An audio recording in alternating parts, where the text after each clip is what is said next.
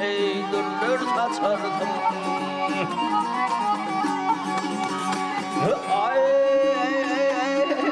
vaktin ete parlap havamı çörsen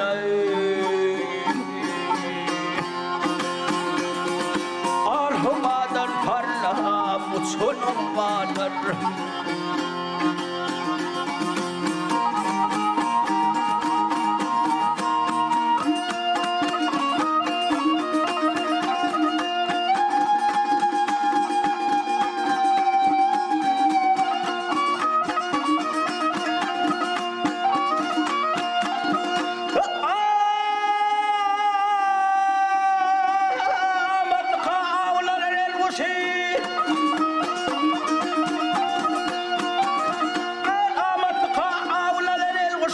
Hak'tan bildiğin gıyımlamal çöpbaşı baştan kovma kıynırdı o 25 yaş ağzımdan ak köpük ay taçanım kalır.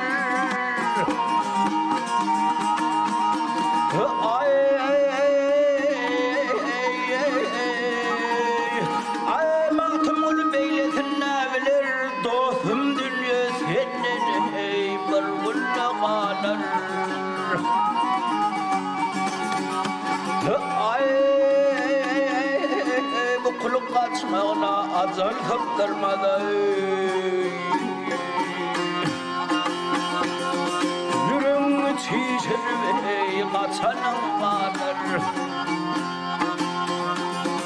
Menna beyli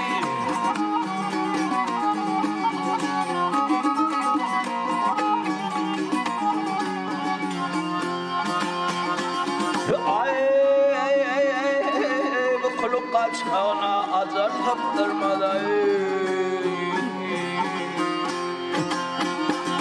Ah yürüm çişir bey kaçanım vardır.